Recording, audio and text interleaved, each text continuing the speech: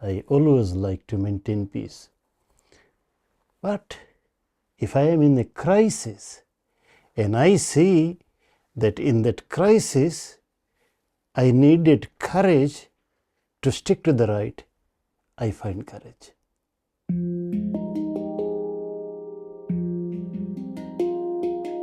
Farid Ahmed's words of forgiveness were heard around the world following a terror attack in Christchurch, New Zealand. I want a heart that will be full of love and will forgive lavishly. His words and stories offer both healing and hope for the future. If our heart is full of love, then peace will start from here. Episode 21, Second Chances. Last week, Farid, we were talking about risk, how you confronted quite dangerous situations when you were younger, standing up for what was right. But taking risks, doing that requires another thing, doesn't it? It requires courage. You have to find that somewhere. How do you find the courage to go against what might be, everyone else in a certain circumstance? Yeah, that is very interesting. In certain things, I would say I am the number one timid person in certain things. For example, a funny story is once when I was in high school, some other students who were living close by, so one evening they came to my study room as friends, and then they said, "Hey, let us do a stealing." Stealing what? Farid, your grandma has nice cucumbers. We can go and steal one now. She's your grandma. She will not mind even if she finds out. I started shaking. I can't go. It is stealing. It is bad. It is wrong. No. They said, "Come on, it's dark. And it is just one minute walk. We will take you and we will get one. Nobody will see." And I said, "God will see. I cannot do this." They carried me over there. But I struggled, and then I found a gap and I ran back. So this is an example how timid I was. Why? Because I felt it was wrong. And God would punish me if even no one could see it, but I would be in trouble. On the other hand, yes, I could not believe that I could be so courageous in the crisis time. I would not be willing to go into any trouble willingly. I don't have that courage. Probably, I do not love fighting. I always like to maintain peace. But if I am in a crisis and I see that in that crisis I needed courage to stick to the right, I find courage. I find courage to talk to the point eye to eye.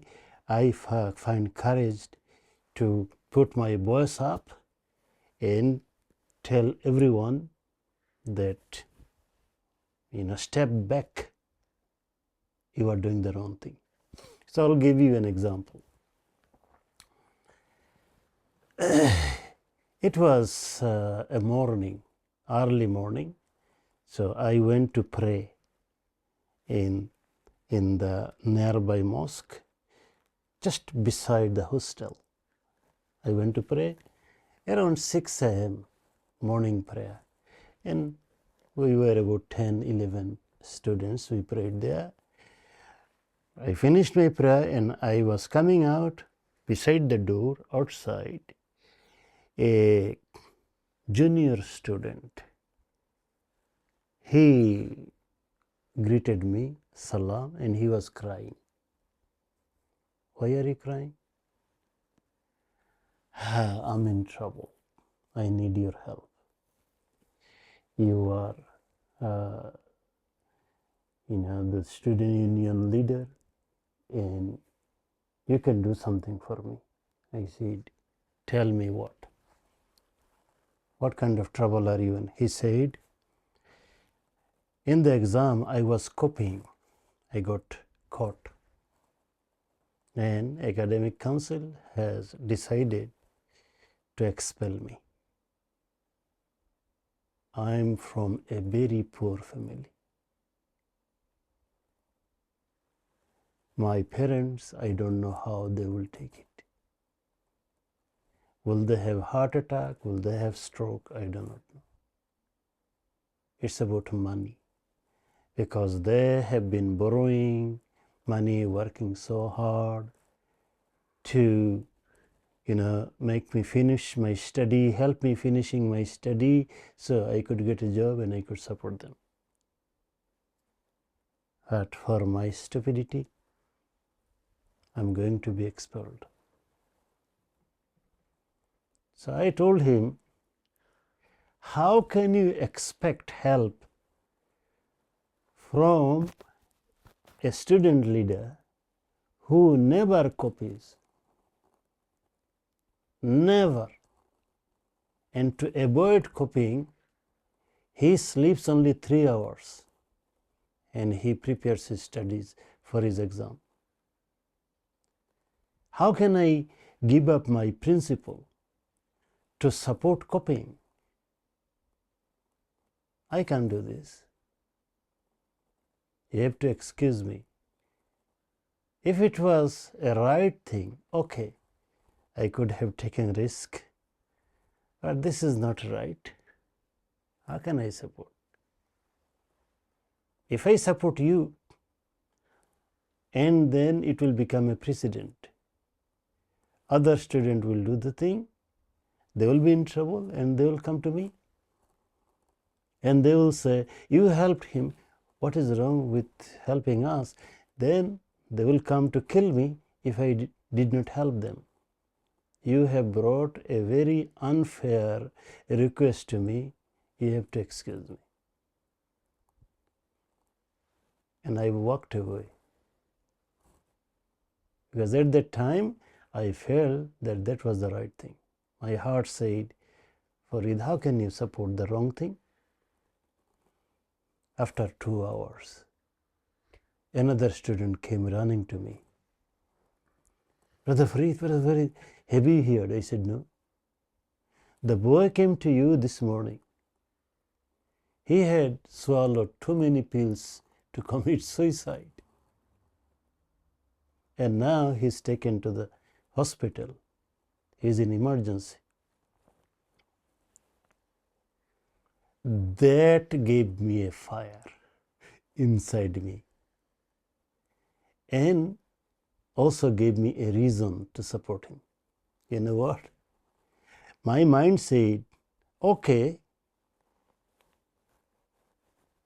he has done wrong and he deserves to be expelled, but he doesn't deserve to commit suicide. Can I clarify here? Yes. You're separating the action, the behavior, from the individual. Yes. But plus, I was thinking about the whole system. What is there? Is there anything in the system that is pushing a student either to copy or getting caught and then committing suicide? Is there something bigger? So before when he just came to me supporting for copying, I did not see that. But when he was in hospital, my mind opened and said, I need to find out. So I sent someone to him, and then, I sent the message that don't commit suicide again, don't die, I'll fight for you. So I took the case. And then I wanted a meeting with academic council. So they were happy. They sat with me, and then I challenged them. I said, you are responsible for this suicide attempt. They said, no, you are crazy. You are, trying to support copying, this and that. I said, no, I'm not crazy. I have done my homework. There was no enough class for the strikes, student strikes. You can blame the student. Why did they not come to the class? But no, you blame the politicians, because the student wings are under national politicians. National politicians, when they say they do strike, so this student, they have to. So you are not punishing the national politicians. You are punishing the little guys. There was not enough class. He could not prepare. He was desperate to pass. And he did the copying. He did the wrong thing. I don't condone. But your law is blind. One way. It does not consider all the circumstances. That's why I'm blaming you guys. And what kind of rule is this? That you don't give a second chance? No second chance. You caught him and then expelled. What kind of rule is this? Even holy books, you look at the Bible, you look at Quran, you look at others, they give chances. And your book is better than holy book. That no chance, just got caught and then expelled. I don't like this. I don't know in future how many more students are going to be committing suicide. I want it changed. Farid, what are you saying? Are you saying you are trying to change the law? I said, yes. I want you to change the law that if a student is caught, you will give one chance. And that one chance, maybe the student can learn from it and can manage with a good future. But now, you are not giving any chance. Humans, don't they make mistake? But here, according to your law, you have to be perfect. You cannot make any mistake. So I do not support copying, but at the same time, I do not support not giving chance. I want you to come in between. You come little bit, and then students, they will also accept partly that yes, we'll get one chance. If we cannot fix ourselves, we'll be out. So that was my proposal, and I was very, very courageous in this. It was not easy. They rejected me, and then I started mobilizing the students, the teachers, without any violence, meeting after meeting, and finally they gave up. This boy got a second chance. You sit for this particular subject that you were copying, but this time you will be guarded properly. You cannot do any copying, and if you pass. He did brilliant. Brilliant. Because he got some guidance, some help. He prepared his study well. He was a talented boy. He did brilliant result. He thanked me. His parents thanked me. I said, that is not necessary, but my happiness was above the roof. That, at least I could fight for a moderation.